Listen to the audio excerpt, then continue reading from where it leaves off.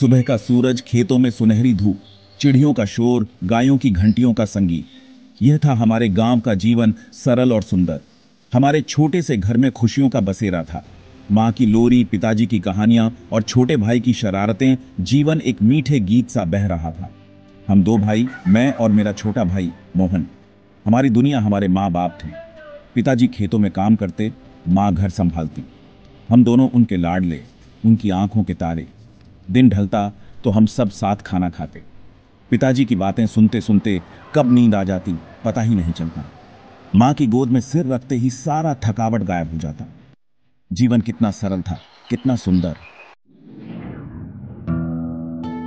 एक दिन अचानक सब कुछ बदल गया। एक भयानक तूफान आया। गांव में तबाही मचा गया। हमारे घर की छत उड़ गई। माँ पिताजी हमें बचाने के लिए दौड़े। एक पेड़ गिर गया और हमारे माँ बाप हमेशा के लिए हमसे जुदा हो गए। दुनिया अंधेरी हो गई। गांव वालों ने हमें बहुत संभाला, पर माँ बाप की कमी तो कोई पूरी नहीं कर सकता था। मैं उस समय बहुत छोटा था, पर मुझे समझ आ गया था कि अब मैं ही मोहन का सहारा हूं। उसकी देखभाल करना, उसे पढ़ाना लिखाना, ये मेरी जिम्मेदारी थी। मैंने अपने माँ बाप से वादा किया कि मैं मोहन को कभी अकेला नहीं छोड़ूंगा। उसे दुनिया की सारी खुशियां दूंगा। Section 4, the weight of the world. गांव वालों की मदद से हमने जीवन फिर से शुरू किया। मैंने खेतों में काम करना शुरू कर दिया।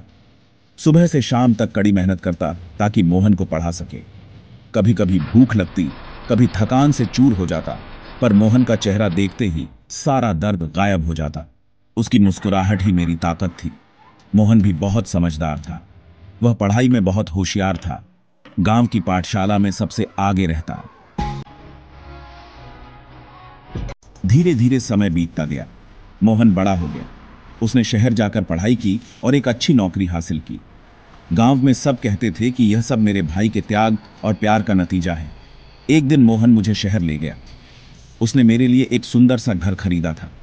उसने कहा, भैया, यह सब आपकी वजह से मुमकिन हो पाया है। आपने जो त्याग मेरे लिए किया है, मैं उसका कर्ज कभी नहीं चुका सकता।